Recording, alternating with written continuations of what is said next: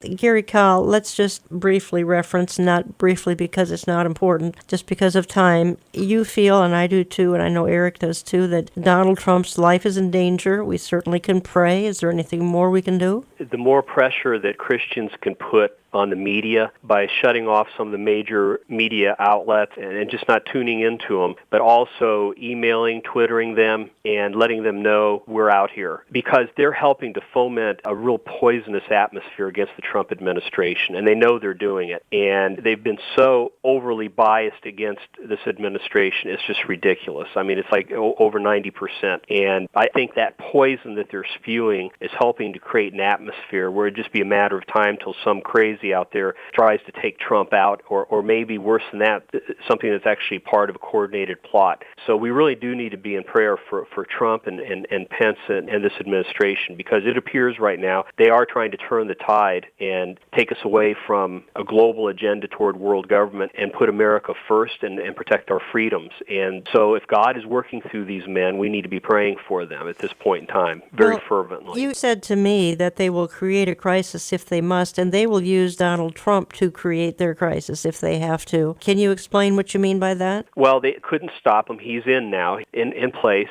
and he's going to be there for at least 4 years unless something happens to him. And so from their viewpoint, the way they think, they can always further their agenda more easily, it seems, through international crises, or domestic crises for that matter. And so I think it's in their best interest to want to create some type of crisis to make Trump look bad, and then they can stand back and point the finger at him and tell everybody, see, we told you this is what would happen if Trump got in. There'd just be mass chaos and conflict on every front. And, of course, what they're not saying is that they're helping to fuel all of this.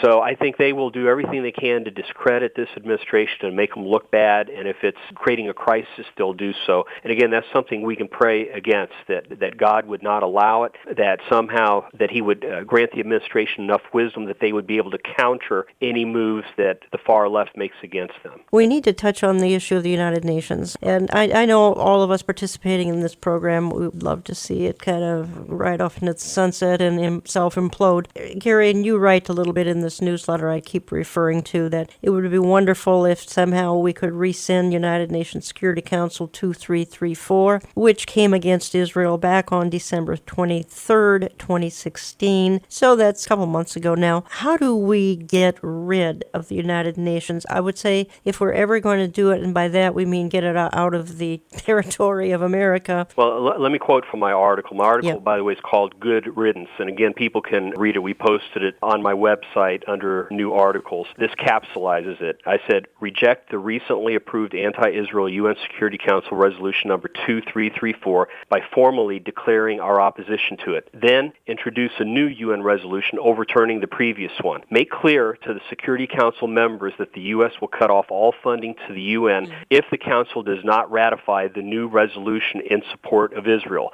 It is almost certain that the UN would not reverse its position on Israel. Well, at that point, the Trump administration should move to expel the UN from its New York headquarters. This would represent the boldest move against the global establishment by a U.S. president since the days of Abraham Lincoln. That's what I wrote. Along with that, I mentioned that over 20% of the UN's funding comes from the United States. So we do have a degree of leverage over them. And if we say, listen, if every resolution you pass regarding the Middle East is against Israel, and rarely, if ever, do you condemn acts of terror in the Middle East, but you constantly pass resolutions against Israel, then we're wasting our time. I mean, this is ridiculous. We're supporting an organization that is working contrary to our interests and our closest allies, and therefore our funding is going to be removed. And at that point, they may or may not move out of New York, but if they do, I'd be thrilled.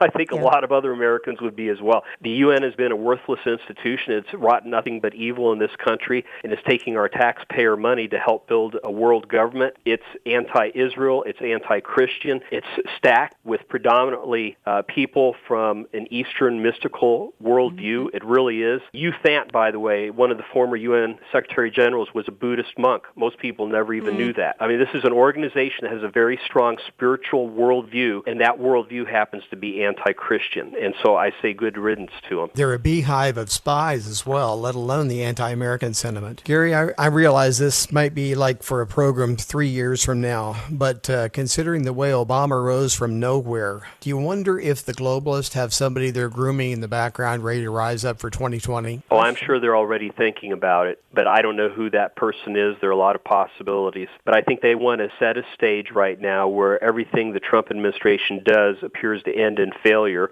largely because they're opposing everything he's doing. But if they can convince people that, look, if you elect another Trump, nothing's going to get done, it's going to be a disaster, then next time around, I told Jan this the other day off the air, I think they're going to be renting buses to bus college students to the polls. I mean, they're going to have a record turnout in all likelihood at the next election. They're going to be pushing a certain individual, and they're going to do everything they can to get him elected. I hope they won't, but that's what I think is going to happen.